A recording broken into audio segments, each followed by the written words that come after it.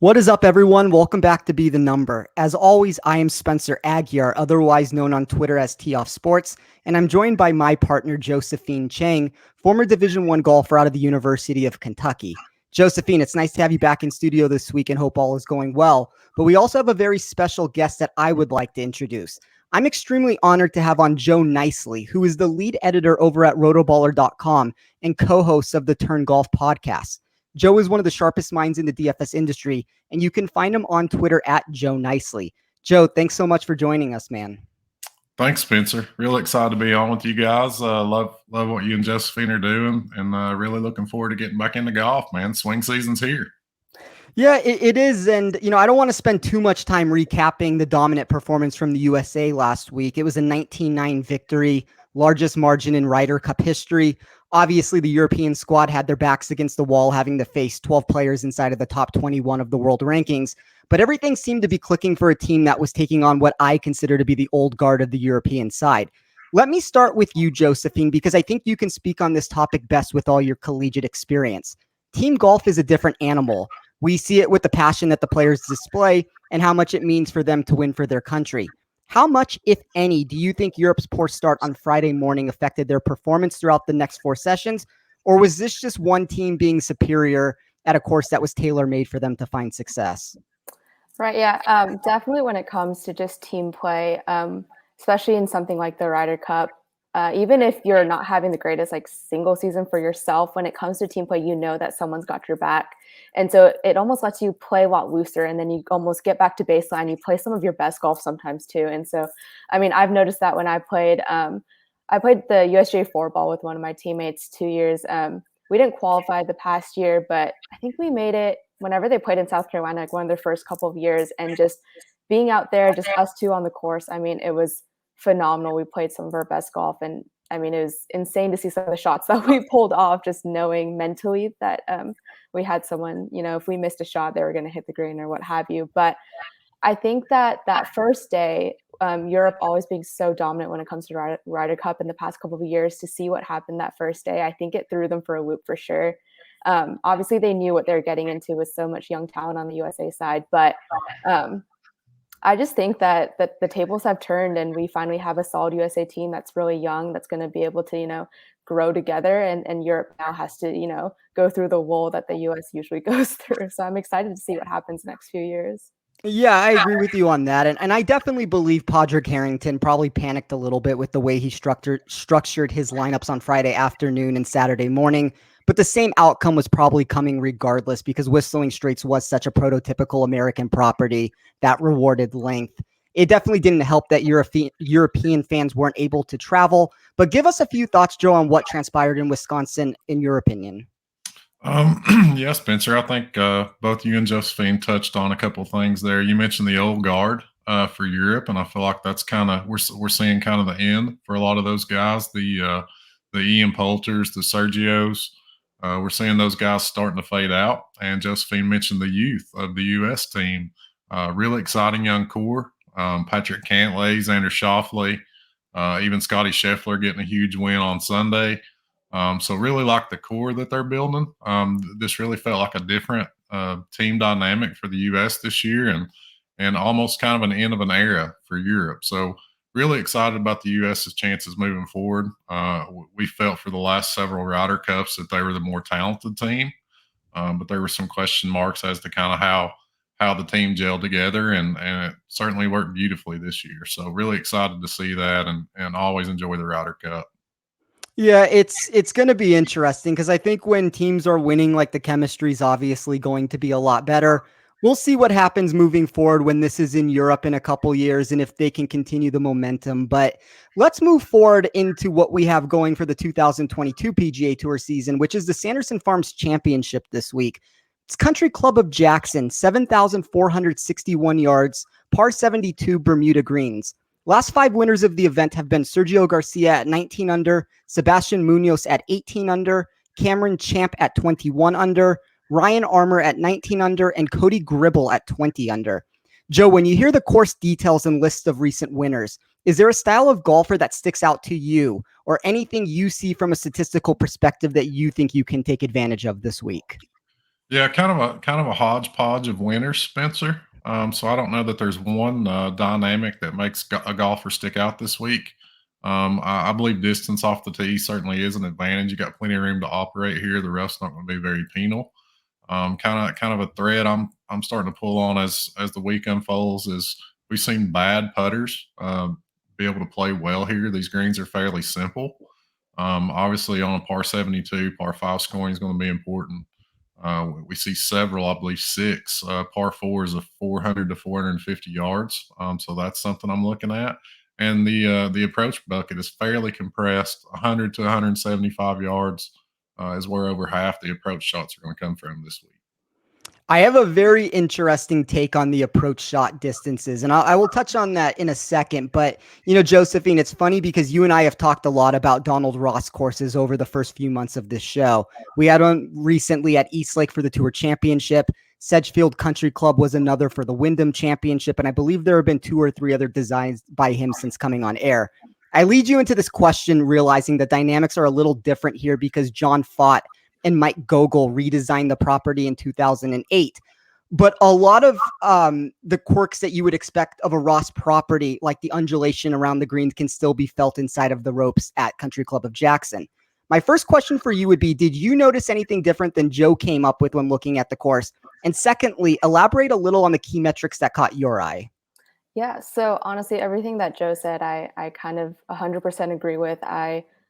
Probably the only thing different is I did focus a lot on putting, which is funny because we talked about at the Fortinet how we had switched roles. Like you were talking a lot about putting, I was looking a lot at approach. And I want to go back to kind of my spiel on putting again, just because I feel like this seems to be such a typical PGA Tour course in the sense that it's not going to be super different. I mean, usually Donald Ross courses are a little bit more different, but because it's been redesigned, I just looked at it and I thought, okay, this seems very, I don't want to say straightforward. There's always little quirks, but overall, I just feel like it's going to come down to putting. So I did focus a lot more on that than I probably have at other tournaments. So that's really the difference from what Joe has said. Other than that, I completely agree with him. Yeah, so I want to preface my breakdown by saying this has been a difficult course for me to figure out in the past. There are some natural answers in front of us, like the positioning and undulation of the greens, which will require players to hit shots to the correct side of the fairway. Now, that doesn't mean hitting a ton of fairways will be important since only 54% of drives find the short grass off the tee. But what it does suggest is that thinking ahead of where to land your tee shots will go a long way since the rough is virtually non-existent, like Joe said. The last part of that answer typically implies distance over accuracy. And while I do think some semblance of total driving will help, the last 3 winners of Garcia, Munoz, and Champ will have me weighing length a little higher than most stops. Unfortunately, we kind of start running into some problems from there. Josephine, as you said, putting has been very impactful on deciding the winner at this event. And that isn't going to make a ton of sense in modeling when the past 3 champions were all ranked outside of the top 100 last season in putting stats. Maybe that's just an aberrational type of a result there and it'll turn back around with it.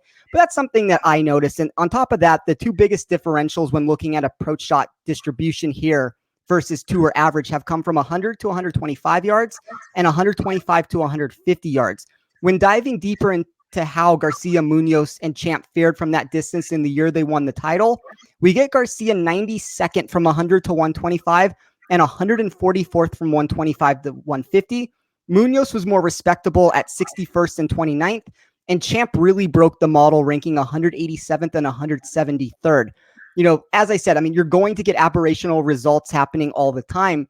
But to me, the lack of production from those 2 ranges signifies that while the plurality of shots might be coming between that distance, the most impactful shots must be taking place elsewhere. So I dove a little deeper to try and figure out why that might be. And I think I figured out a potential answer. So the last 5 winners have combined to be 97 under par during their wins. That highlights a birdie fest, but it's important to figure out where the scoring is coming from. 47.5% has been on the 4 par 5s, which is what Joe had alluded to. And an additional 11.5% has come from the singular short par 4 15th, which includes Cody Gribble skewing the data by playing it even throughout the 4 days. That's 59% of the winning scores coming at those 5 holes. Projections would suggest that the average golfer is only birdieing those 5 holes 33.68% of the time, giving us a massive disparity from that from the people that hoist the title and everyone else. So I built a model to try and highlight those 5 must-have holes and came up with the following. I have par 5 birdie or better percentage for 25%. I have short par 4 efficiency for 7.5%. I have proximity from 200 plus yards for 20%. Total driving, that's an 80-20 split between distance over accuracy for 17.5%. And then I wrapped it up with 10% each on GIR percentage, strokes gained total on Donald Ross courses, and birdie or better percentage. As I mentioned, I'm trying to pinpoint a precise skill set that can of players that can score on these 5 specific holes and hope everything else falls into place. Handicapping this tournament from the complete data standpoint has never worked for me. So I think this provides me a little more potential to find upside.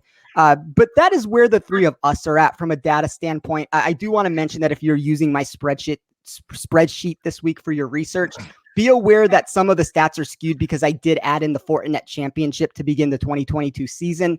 That is a standalone stat this week for so many of the Korn Ferry players. So I didn't have a database of information, that was beyond that with it. So take some of the numbers to be less predictive than usual.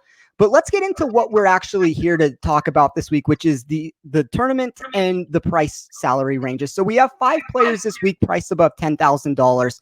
Sam Burns is leading the way at $11,000. Will Zalatoris at $10,800. Sergio Garcia $10,500. Sungjae Im $10,300. And Corey Connors $10,100. I will start with you, Joe. And unlike some weeks where I can quickly eliminate a handful of players that I find overpriced, these 5 feel extremely difficult to decipher between. Were you able to find a player or two that you liked more than the rest? And go into a little detail about this group. Yeah, a couple stick out to me up there, Spencer. I guess my first kind of reaction when the salary scale finally went up today, it seemed like it took forever today, but when it finally went up, I was a little surprised to see Sam Burns up there at 11K. But I guess it's justified when you kind of dig in. Certainly had a breakthrough season last year. Got a big victory at the Valspar, followed that up with a runner-up at the Byron Nelson, and made a deep run at the WGC St. Jude. Lost in the playoff there, and has some solid course history in this event. Had a T3 here a couple of years ago. So kind of when you dig in, it makes sense that Sam Burns is up at the top. This is swing season field, and they got to put someone up there. But Will Zalatoris, I feel like a lot of people are going to go to kind of as a pivot from Sam Burns. I feel like his ownership will be much, much higher than Burns, even though he's only $200 cheaper. He's kind of a favorite for a lot of DFS players. A win feels almost inevitable with Zalatoris. Kind of went through a little slump there at the end of last season, but looked much better at Silverado at the Fortinet. The iron play was back, gained 4.4 strokes on approach there. But perhaps my favorite guy up at the top, Corey Connors at 10.1K. I'm kind of a Connors truther, Spencer. You know this, so I'm always ready to jump on this guy. But he's played really well at this tournament. I'm kind of intrigued at how well bad putters have done here. And Connors has certainly played well here. Had a runner-up finish to Cameron Champ when he won a couple of years ago. Made 3 or 4 cuts. He finished the 21 season ranked inside the top 10 on the PGA Tour in ball striking, strokes gained off the tee, and strokes gained approach. So I feel like he's going to consistently bring that kind of elite level of ball striking from tee to green. You just need a decent week on the greens for Corey Connors to get going. Kind of been out of sight, out of mind a little bit. So I like the Canadian there at 10-1 this week. Yeah, I think it's an interesting thing that you brought up with the ownership projections and all that. Because, because the prices just came out recently, we don't have a ton of data to talk about right now with this when it comes to the ownership projections. But if you are correct and Zalatoris ends up being the popular pivot, it'll probably change me from my mentality of where I'm going this week. And you very well might end up being correct with that. But Josephine, touch on the players you like, and then I will get into my thoughts on the range after that. Yeah, absolutely. So it's funny because I kind of have the same thoughts as Joe. In this field, Sam Burns, I was a little confused at first as to why he was so expensive, but you just talked about his history. Coming into this tournament, he's someone that you kind of expect to play well just with how decent of a ball striker he is. And I obviously weighted putting pretty hard, and he has pretty good putting stats coming into this week. But if I were to pivot away from him just because he's so expensive, I was also looking at Will Zalatoris, as well as my usual go-to, Sungjae Im. So I always love him. I think he's just a consistent ball striker. And I actually played around with the model a little bit just to see how consistent he was. So I played with like the proximity weights or just took that out and just played like green regulation percentages just to play around. And he always was in like the top 5 of my model every single time. So I think that, he has a pretty decent track record on this course, second place finish in 2019, 28th in 2020. And so I think with just the player that he is, I feel really good about him. Obviously, I feel like he will also have a pretty high percentage of ownership. So I also thought about Corey Connors as well. I obviously didn't know his history as well as Joe put it.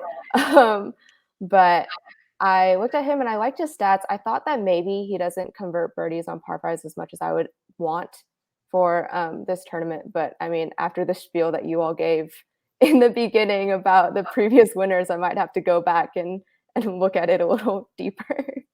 Well, I love the thing you just said about playing around with the model and changing the weights and looking at different things, because I think people, one of the biggest mistakes they make is they come up with this narrative of how a tournament is going to play. And when it doesn't play in that exact fashion, they see their models in the way that their performances and what they came up with isn't exactly what they thought it was going to be. So I think that's a really good piece of advice for everybody. Play around with it. Try to figure out, what happens when you move something one way, what happens when you add weight someplace else. Don't get so stuck in this concrete idea that there's only one way to do it. But for me, my model order was slightly different than the prices we received. But Sergio Garcia, Will Zalatoris, Sungjae Im, and Sam Burns were the top 4 golfers my spreadsheet spit out for the event. That is always a little less than ideal when I can't find a massive disparity of any kind, especially when it comes near the top of the board like that. I would say the one outlier for me, and I want to say that with a grain of salt here because I agree with both of you, Corey Connors was 9th overall. That's obviously perfectly suitable to find success here. But if you force me to power rank this group when taking into account stats and ownership, I would rank them Zalatoris, Sungjae, Burns, Sergio, and Connors. So just to talk about each player a little bit, Zalatoris is currently the 2nd lowest projected owned golfer from anyone $9,000 or above, and his long iron play and distance should make him perfectly suited for this track. Now, as Joe said, if that changes and Zalatoris becomes really popular, I think you can talk about pivots into other directions there. I realize he's missed the cut here last year, but Country Club of Jackson has some of the worst rollover effects from season to season, meaning we don't see the same golfers consistently perform. Sungjae is a Bermuda specialist that will get a boost based on the surface, and we have seen that kind of lack of consistency from him at this venue, with him placing 28th, 2nd, and missing the cut in his 3 attempts. Im is averaging 2.4 shots gained per event with his irons over his last 9, and he also ranks inside the top 25 in proximity from 200 plus yards, par 5 birdie or better, overall birdie or better, short par 4 efficiency, and strokes gained total on Donald Ross tracks. Ironically, Burns is my number 1 golfer when looking for safety. He was 4th for upside on it. I kind of prefer using him in cash games or single entry builds versus large MMEs for that reason, but his birdie making skill should go nicely with his current form. And then Sergio is projected to be the lowest owned golfer in this range. I do have some concerns about a Ryder Cup hangover. It might not be as much of one as Dustin Johnson had after his night of partying, but there's still an emotional letdown that is possible. Garcia ranks 1st for me overall, 2nd for upside, and 5th for safety. So I'm definitely going to find a way to play him in some MME type contests, but I probably will try and gain leverage to the field that way versus using him for single entry or 3 max builds. He's currently under 8% owned, so it won't take much to go overweight. But it's unfortunately a tough group to decipher between. Like, as you can hear from all of us, like none of us have anybody that we dislike here, it sounds like. Ownership will end up being my number 1 influence to break some of these ties. But can I have each of you give me your 2 favorite plays here from an overall sense? I will start with you, Josephine. Yeah, so I think just overall, when I think about how I might build my lineup, just knowing that I don't really like a lot of the people down in that 7,000, 6,000 range, my 2 that I'm probably going to go with are like on the lower end of this range just because of like pricing. So I'd probably just going to look at Sungjae and Corey. I mean, obviously going to keep an eye on those ownership percentages, but those are probably my 2 favorites. Yeah. What about you, Joe? I don't think you can go wrong any way you go up here, especially when we start talking about GPP and kind of playing around with what the ownership levels are going to shake out to be. I do expect Zalatoris to be the most popular up here by the end of the week, but he's also my favorite. It just feels like an elite player. We know a win's coming at some point. I really liked how the irons looked in Silverado, kind of like the Zalatoris we'd come to know last year. And my other one up here is Corey Connors. I just love the ball striking. I feel like it's something you can kind of always count on with him. Love his experience here, and you just need him to make a couple putts. So Willie Z and Corey Connors for me, Spencer. Yeah, as you said, I don't think you can really go wrong in this range. As I mentioned, it's going to be Zalatoris and Sungjae for me. Margins are extremely close, but I think you get the best of all worlds with those two. But moving down into the $9,000 section, we are led with the new hot toy on the PGA Tour, Mito Pereira, at 9,900, and he is followed by Keegan Bradley at 9,700, Siwoo Kim at 9,500, Cameron Tringali at 9,400. Sebastian Munoz at 9,300, Harold Varner III, 9,200, Cameron Davis at 9,100, and Charlie Hoffman at 9,000. Josephine, what do you have for us? Yeah, so, I just lost it. Okay, there we go. So, obviously, yeah, Mito Pereira, he is my favorite in this range. He's everyone's favorite, it seems as though, so far. And I mean, birdie or better percentages on those par fives. I mean, he's first in the field. You're going to love that on a course where, you got to make some birdies to be in contention. And obviously I looked at putting. So 10 feet and in, I mean, he's a phenomenal putter when it comes to there. Second in green and regulation percentages. I'm not 100% impressed with his proximities in the short mid iron ranges, but I feel like he makes up for it in everything else. So just more of the story for him. He converts birdies. It's one of the things that I'm looking for this week. So I like him for that. And then just moving on, a couple other people that I liked. My model really liked Cameron Tringali. I know he's not the most phenomenal putter, which is why I was kind of confused as to why my model picked him out. But just looking at it, I really, really liked his proximities from the 100 to 150 range. So 100, 125, he's around like 18 feet. From 125 to 150, he's like 23 feet. And that just stood out to me because those ranges are usually where birdies are made / what, like when I was on the team, that's what we were always aiming for, was we wanted to be 21 feet and in from those ranges, because just the percentage and the chance of you making your putt from there is so much higher. And so I just thought he's going to be able to set himself up to make those birdies. Usually more chances, more conversions. Sometimes that doesn't happen depending on if the putter likes you or not, but something that I liked to see.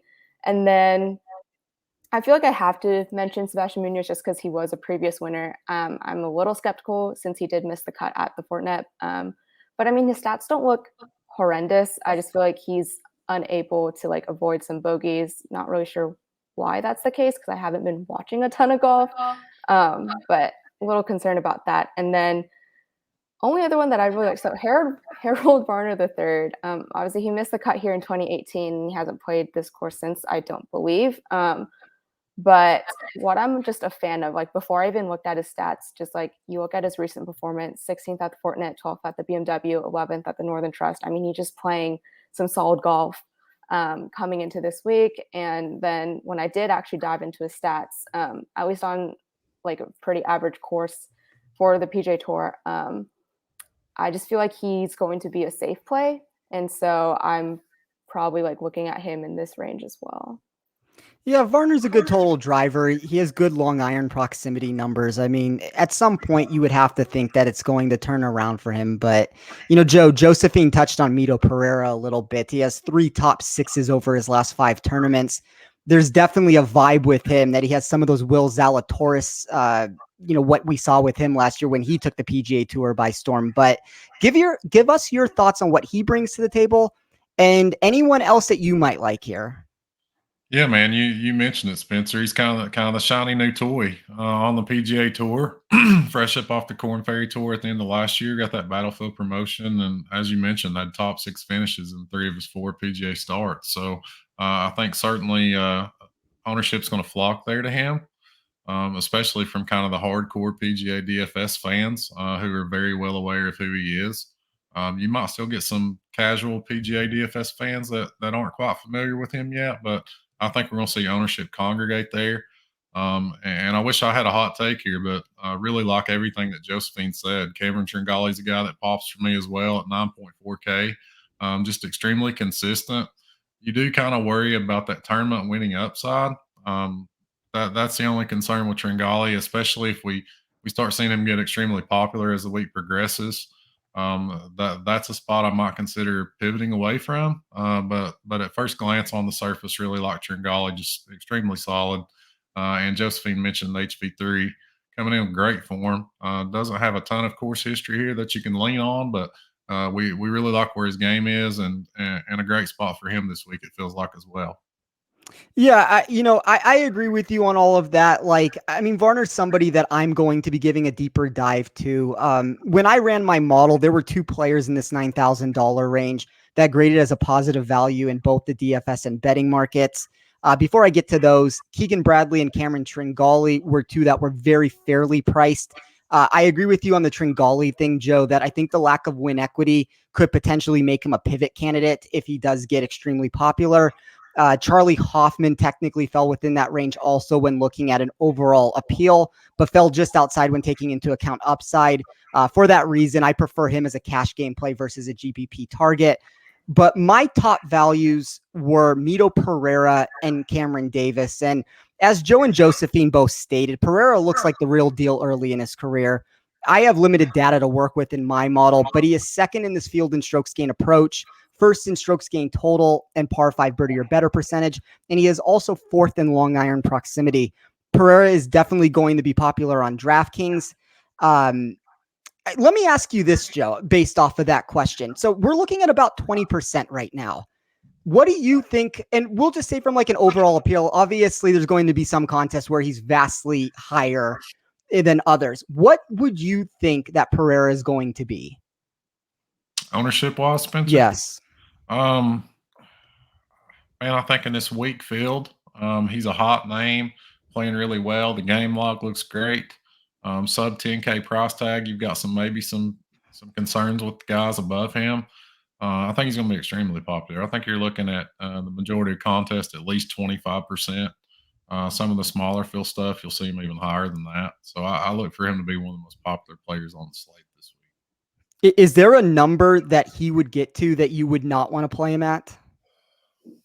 Well, I think we've talked about it a little bit in the past, Spencer, when we run into the kind of these popular guys on different weeks. It's a consideration where I'm going to go extremely underweight on a guy or go extremely overweight on a guy. So if I want to gain some leverage on the field as the week progresses, I really, really love Mito. Really want to take a stand with him. It's one of those things where you go almost 100% in everything you're playing and just kind of go overweight and try to get your leverage that way. Or if you're in a huge, large field GPP, you want to try to get a big leg up on the field, and he's trending around 30% ownership or something. Fading him is a great way to get a leg up. A miscut there at 30% gives you a huge amount of leverage in a big field GPP. Yeah, Joe, I think I agree with you on that also. I think if you're looking at some of those really large contests, you can at least make a decision there of what you want to do because 30% is a lot. I think in single entry type builds, he's the number 1 golfer in my upside model. Like, I'm trying to find a reason that I don't like him, but I think you can find a way to be overweight in anything like that. So I really like Mito. And then the second person I like is Cameron Davis. 6th here last year, which, as I stated, isn't the be all end all for a course like this, but his distance and birdie making prowess shows that he can find success at a course like this. He's currently under 10% owned and ranks 4th in my upside model. That total places him 22 spots higher than industry consensus when I compare my rank versus his ownership projection. That's the second highest of any player that we've talked about so far, behind only Sergio Garcia. So Davis is my answer to this question I'm about to ask, but I'll start with you, Joe. Give us a contrarian GPP play that you like here if you are trying to get away from Mito. In the 9K range, I think you can look at Charlie Hoffman. The guy's just a veteran that kind of been around the block. Had a T6 here last year and a T23 in the year prior to that. We saw some really good golf from Charlie earlier in the season. Kind of lost it there a little bit towards the middle end of the year, but bounced back towards the FedEx Cup playoffs. So I think, Hoffman's a guy with great ball striking, can get hot with the putter. Familiar with this course, had some success here. If his ownership's trending really low, it's a great pivot off those more popular guys in this range. Yeah, I can never argue against Charlie Hoffman. I mean, he's the pride of UNLV at this point. With our football team's terrible, as I mentioned on the show 2 weeks ago. So we have Hoffman, we have Adam Scott, we have Guido Migliozzi. We have some people that are at least good players in the golf spectrum of it. But same question to you, Josephine. Yeah, I was thinking about it. So I mean, the two people that I highlighted in this range was Cameron Tringale and Harold Varner III, and I would probably just pivot towards Harold Varner III just because I think he's a safe pick, and if he can get hot, I think he can at least get up that leaderboard a lot higher than most people might think. So that's probably who I'd end up going with. But it's funny, like I didn't choose to talk about Cameron Davis and Charlie Hoffman because I had a feeling you were going to talk about them, but they were both 10th and 11th on my model. So I actually looked into them, and I did also really like both of them. But it's just funny because you guys are just talking about Charlie Hoffman, and I literally said between Cameron Davis and Charlie Hoffman, if it came down to it, I'd probably pivot towards Hoffman.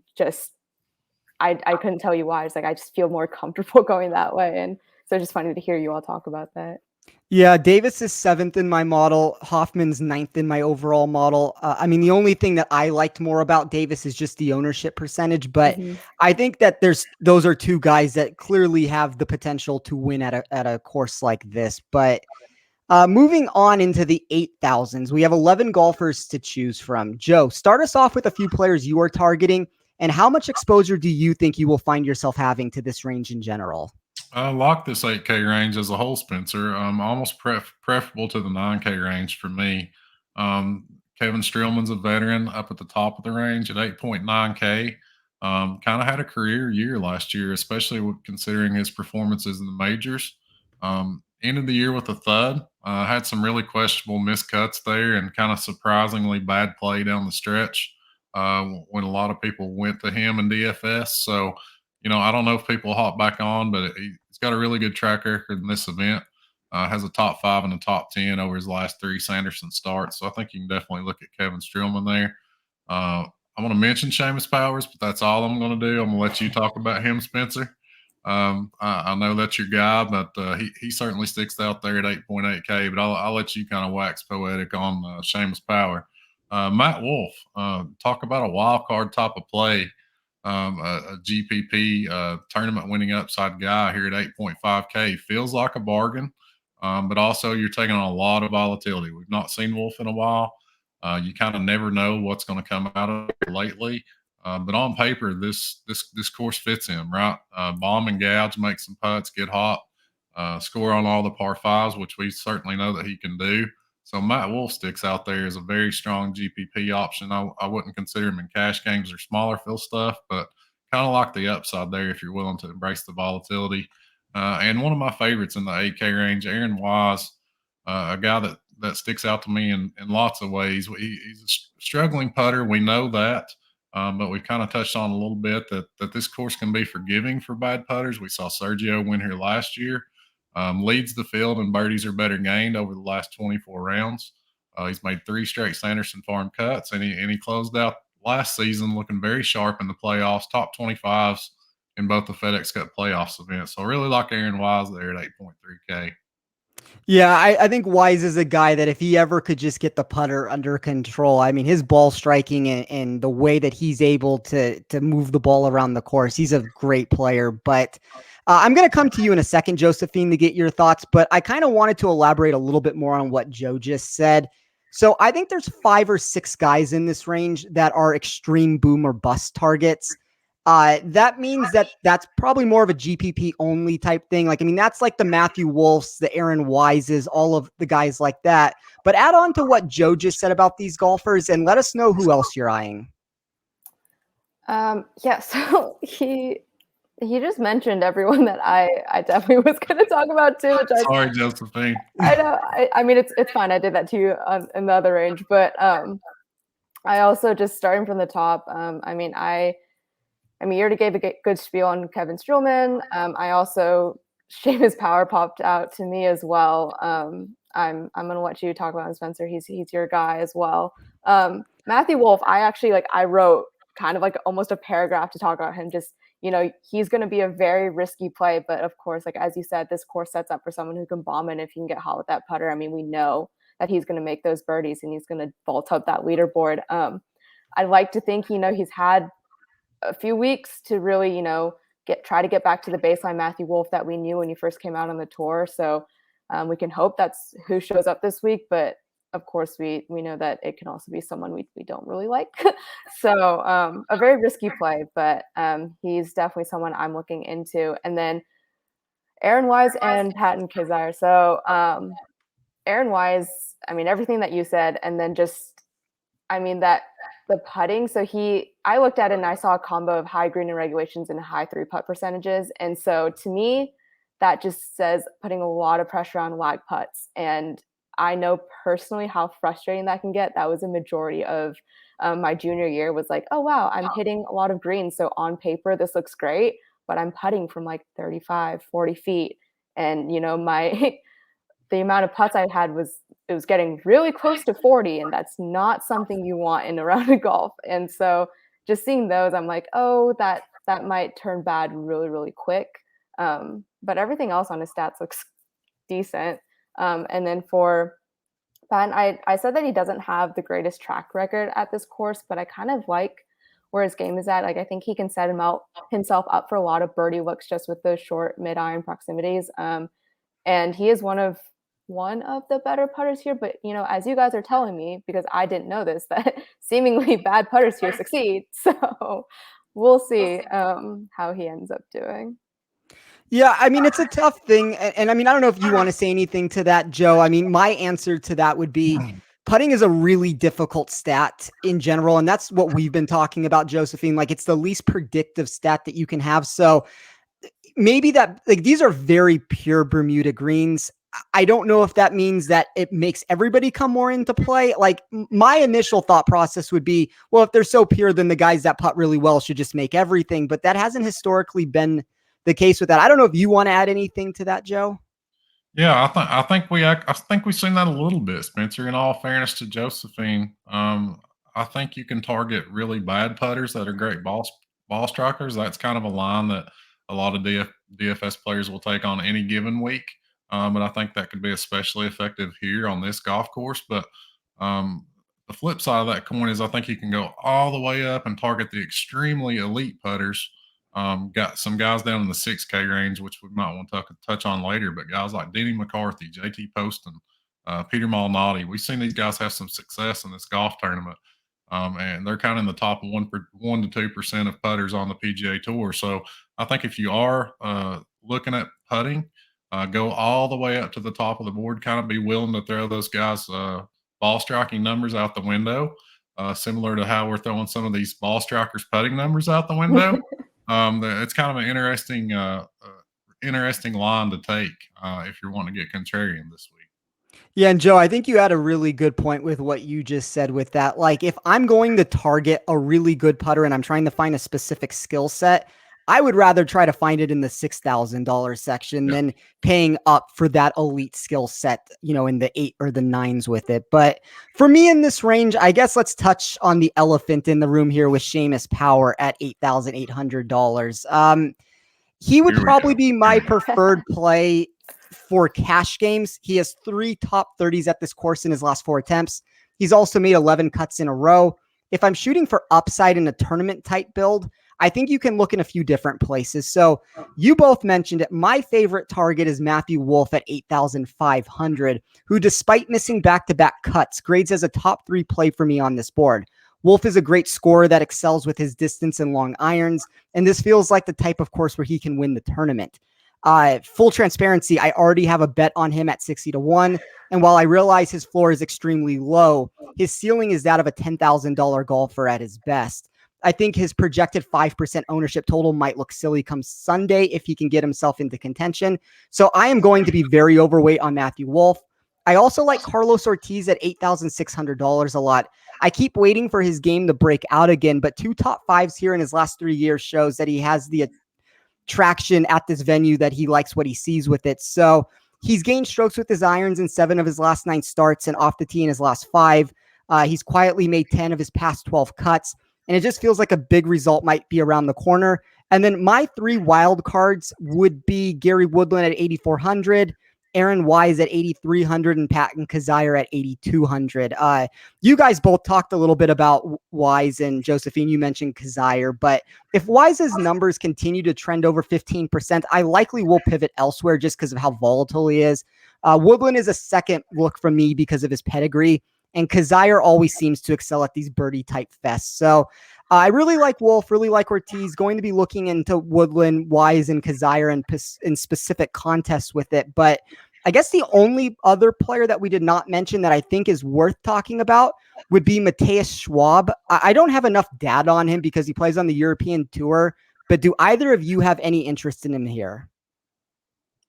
No, I did not even look at him. I wasn't. No.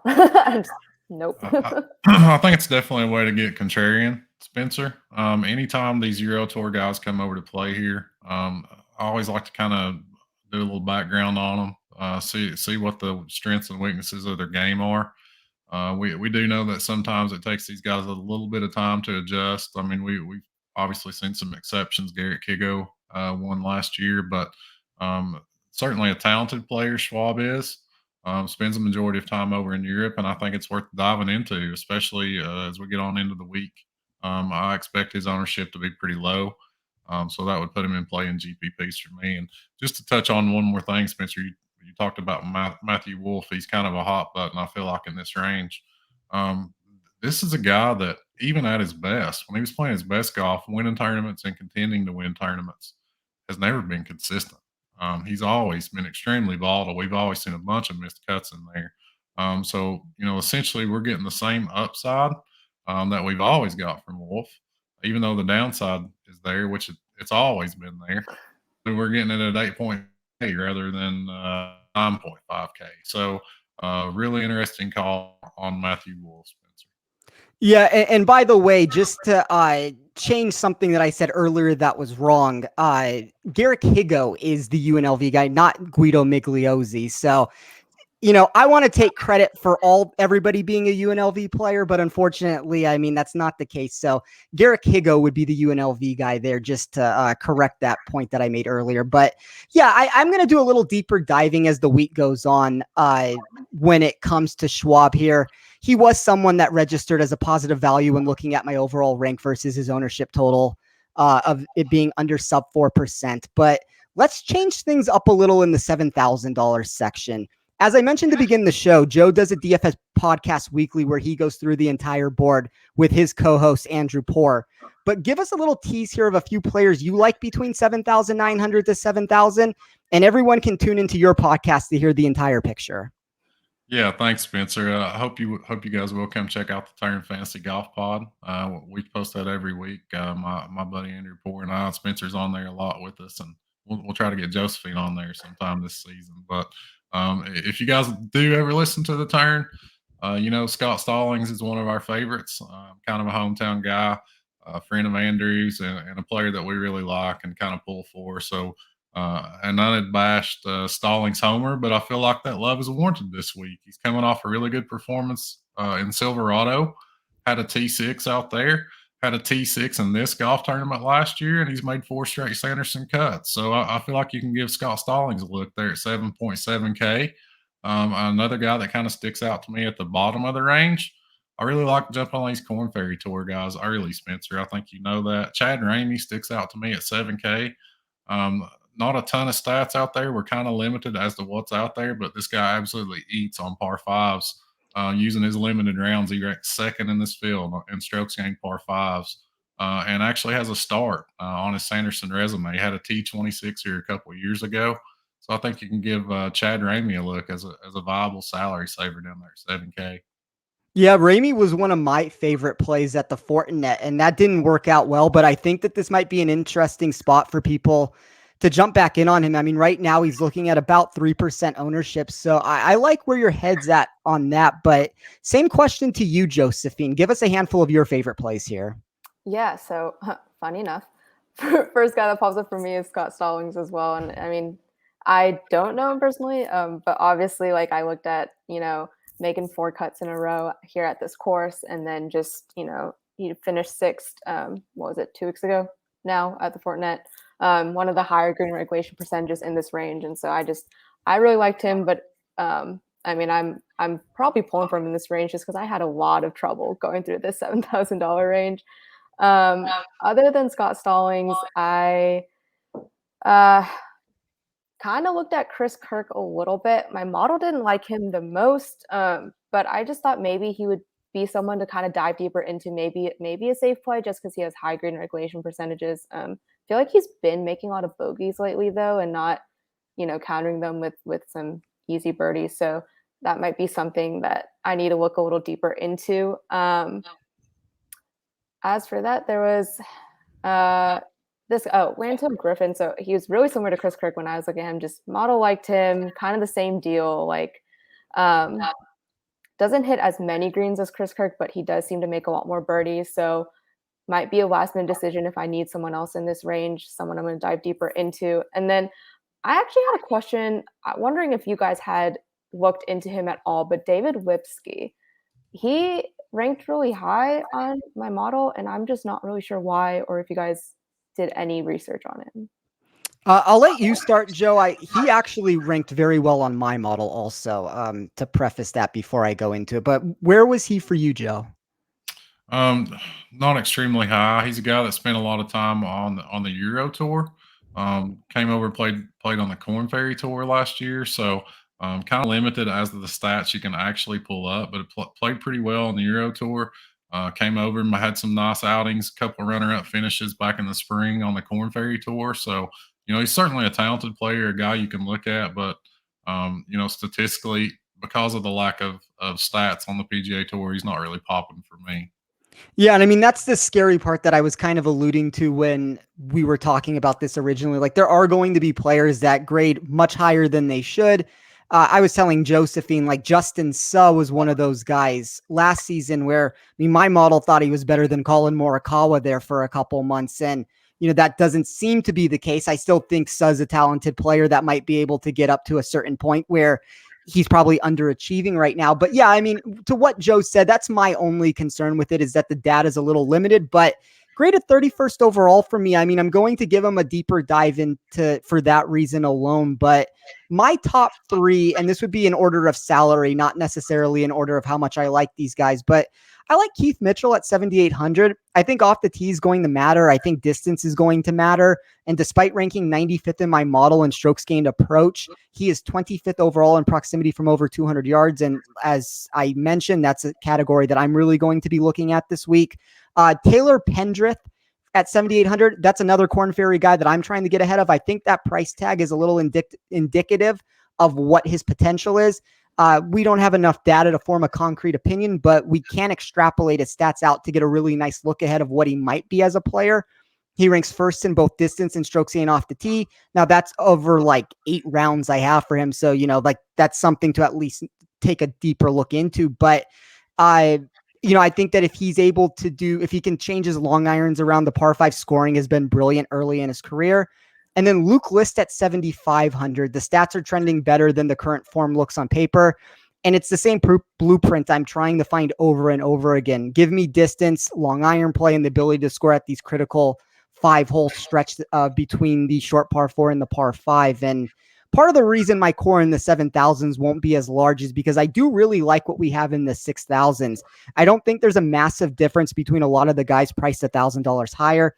And it should give us the chance to play more golfers at the top of the board if we are comfortable garbage picking down here. So I'm going to run through a handful of guys I have here, and then I'll come to both of you to wrap up the show. But Grayson Sigg at 6,900. He's the 8th best golfer in my model for this field when it comes to current form over his last 10 weeks. GIR percentage and long iron play might leave something to be desired, but we're just trying to find potential when we get here. And Sigg has shown that early in his career when it comes to making birdies. Hudson Swafford, 6,900. He burned most people at the Fortinet Championship, but I didn't really like him there and believe this is a much better fit for his game. 3 top 40s in his last 4 PGA Tour tournaments. Good Bermuda player that excels off the tee. Kevin Tway at 6,800.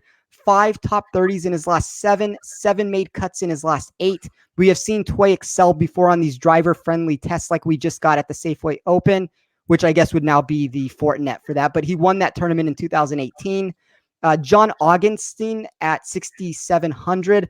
My model loves him for how he has started his career, but he has the pedigree to continue his success. He was ranked 4th as an amateur, finished 2nd behind only Andy Ogletree for low amateur during the 2020 Masters. I think if you're dart throwing in this range, Trey Mullinex, Tyler McCumber, Brandon Hagee, Wyndham Clark. These are guys with specific skill sets that might be able to find success. I mean, I'm not saying to play all of them. I'm not saying to play any of them. It's just they're guys that are long off the tee, especially like a Hagee, a Clark, a McCumber. Those guys can really hit the ball far if they're able to turn around some of the other parts of their game. I like Anarbon Lahiri at 6,200. He's made 4 of his last 5 cuts. He has 2 top 45s here and ranks 29th in my statistical model. And I'm going to do a deeper look into Davis Thompson at 6,100. He ascended to number 1 in the World Amateur Golf Rankings on November 11th, 2020, and again on March 9th, 2021. We are still waiting for his robust finish, but he has made 4 of his 5 cuts on tour since the Rocket Mortgage. But I mean, that's a pretty lengthy breakdown of the $6,000 range. Hopefully that gives you some indication of where I'm going to be going. But Joe, tell us what you like here. Yeah, man, Davis Thompson, that kid's a player. So certainly look for big things to happen for him at some point.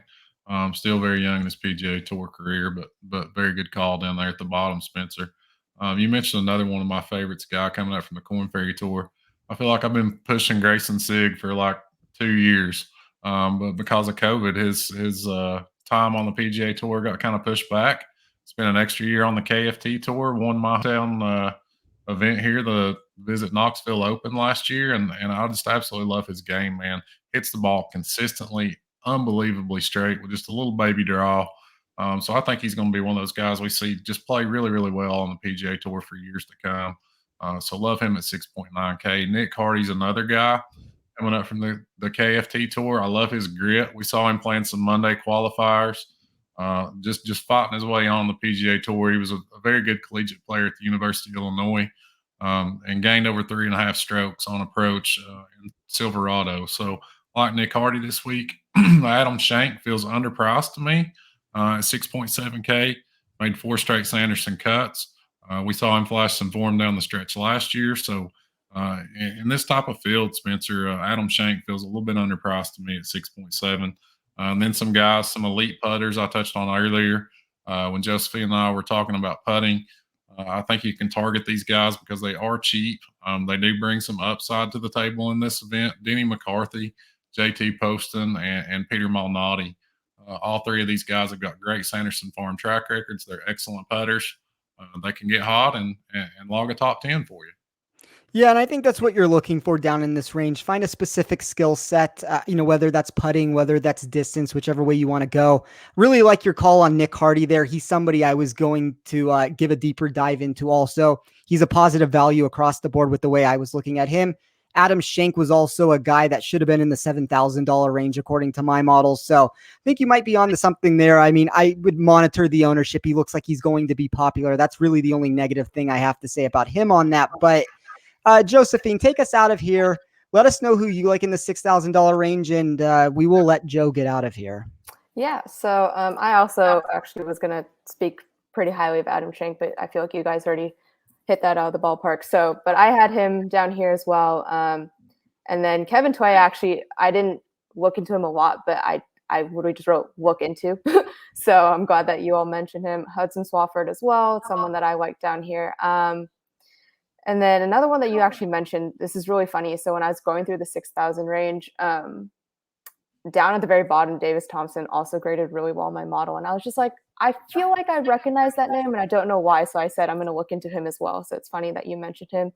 And then I feel like it would be remiss if I don't talk about my bud Sahith. So we're going to go there real quick. I just think, at the Fortinet that last day really destroyed him. I mean, he was looking really solid. And then just couldn't get anything to drop. But I feel like just this course sets up for him well. He hits it a long ways. He's got great short game if he for some reason misses the green. And I know like if his putter can get hot, he's definitely someone that I think can vault up the leaderboard, and he's at 6,800 this week. So, I mean, I'm always going to be pulling for him. I think he's such a phenomenal player. So, other than that, everyone else that you all touched on, like John Augustine, I had Sam Ryder. He graded well in my model, but he's missed the cut so many times here at this course that I just, I was like, oh, I don't know. I'm a little scared to play you, but yeah, that's really all I got down here. And we picked, again, a lot of the same people.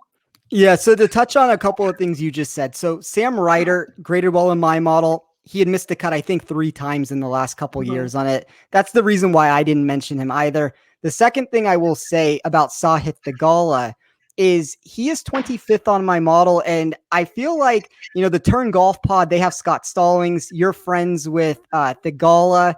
I guess I have like a fake friendship going with Jason Day and Seamus Power at this point, but I'm kind of the lonely one here without anybody, which is the sad thing there. So I'm going to try to work on getting Jason Day on this show. Maybe I can form a friendship with him. And I've been trying with Seamus, and he unfortunately hasn't been writing me back. But I think that'll do it for this week. You know, Joe, tell everybody where they can find you. Go into a little bit about what you do for RotoBaller and the company. And, you know, I just wanted to thank you for doing this show. I think you're one of the sharpest minds in this industry, as I said, and you're one of my good friends. So thank you very much for being our first guest on here.